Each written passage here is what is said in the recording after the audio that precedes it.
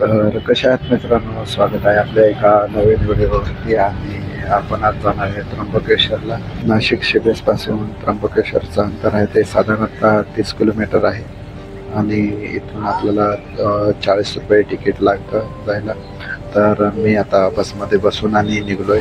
रस्त्याने जाताना आम्हाला खूप अशा दिंड्या बघायला मिळाल्या ज्या त्र्यंबकेश्वर यात्रेसाठी जात होत्या. रस्त्याने भाविक भक्त जात असताना कीर्तन, भजन असे गात जात होते.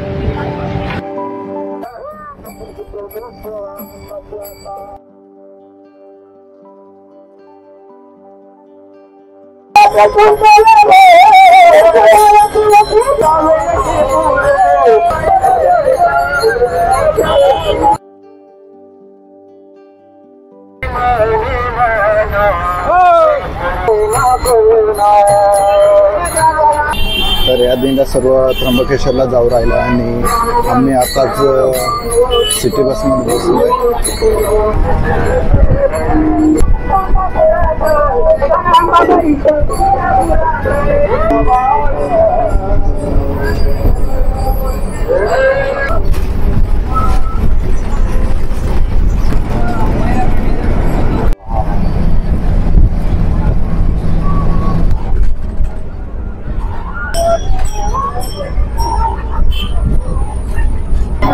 संध्याकाळचा नजारा आहे. आपण आता अंजनेरी पर्वताजवळ आलोय. मित्रांनो, इथून आपल्याला अंजनेरी पर्वताकडे जाता येतं. त्र्यंबकेश्वरकडे जाताना इथं आपल्याला एक अनाथालय पण बघायला मिळतं. तर मित्रांनो, ज्यावेळेस त्र्यंबकेश्वरची फेरी होती त्यावेळेस इथून आपल्याला फेरीला जावं लागतं. इथून फेरीची सुरुवात होते आणि इकडच्या साईडला असं तळ आहे पाण्याचं. आणि बघू शकता असं सुंदर असा नजारा आपल्याला समोर जो दिसतोय. पर्वत हा आहे ब्रह्मगिरी पर्वत. सुंदर असं. तर मित्रांनो, आपण आता पोहोचलोय त्र्यंबकेश्वरच्या बस स्टँड जवळ आणि इकडच्या साईडला आहे बस स्टँड आणि इकडे आहे मंदिराकडे जाण्याचा हा रस्ता आणि आपण आता तिकडे जाणार आहे.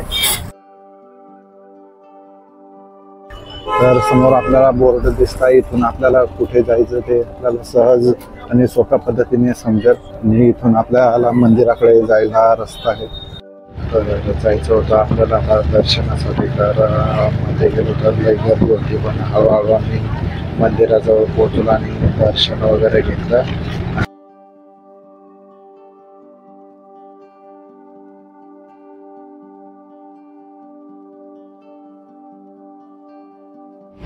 मंदिराच्या बाहेर आल्यानंतर इथं आपल्याला ब्रह्मा, विष्णू आणि महेश यांचे असे 3 मुख बघायला मिळतात.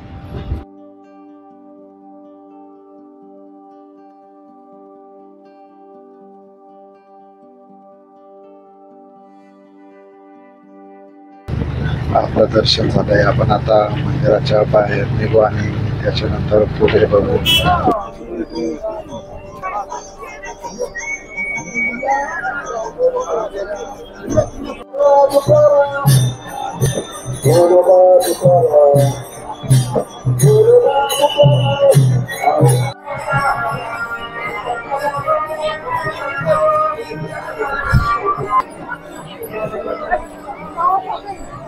तर इथं आपल्याला भद्रकाली माता मंदिर इथं दिसतंय. पण आता इकडं जाणार आहे. ऋणमुक्तेश्वर महादेव मंदिर आहे इथे. तर इथं आपल्याला एकदम मस्तपैकी माहिती भेटली आहे. आपण आता इथून पुढे जाणार आहे. पुढे आपण कुशावर्त तीर्थकुंड बघणार आहे आणि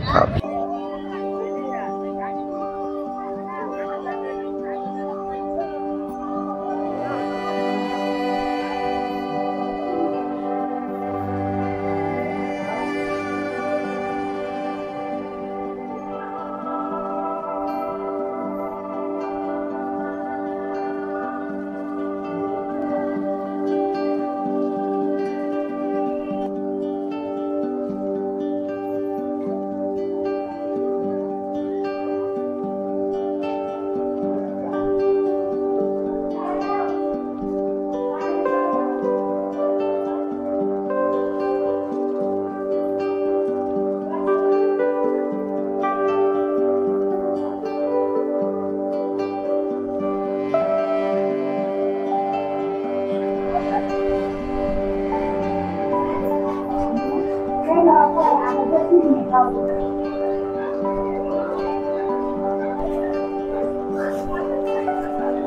आपल्या इकडं पूर्ण फिरून झालंय आणि त्याच्यानंतर आम्ही थोडंसं पुढे गेलो आणि इथे श्री गोदावरी मातेचं मंदिर होतं, तर आम्ही तिथे दर्शनाला गेलो. गोदावरी मातेचं दर्शन घेऊन त्याच्यानंतर मंदिराच्या बाहेर निघालो आणि लई टाईम पण झाला होता, तर आता आपल्याला परत निघायचं होतं. आपल्याला परत येताना खूप असं सुंदर दृश्य बघायला मिळालं. मंदिराचे वरती किती अशी सुंदर अशी लाईट बघायला मिळाली. त्याच्यानंतर त्र्यंबकेश्वरच्या बस स्टँडकडे आम्ही निघालो. तर जाताना पहिले आपल्याला थोडंसं प्रसाद घ्यावा लागेल, तर एके ठिकाणी थांबलो आणि आपण प्रसाद पण घेतला. तर इथून आपण प्रसाद घेतला आणि त्याच्यानंतर पुढे निघालो.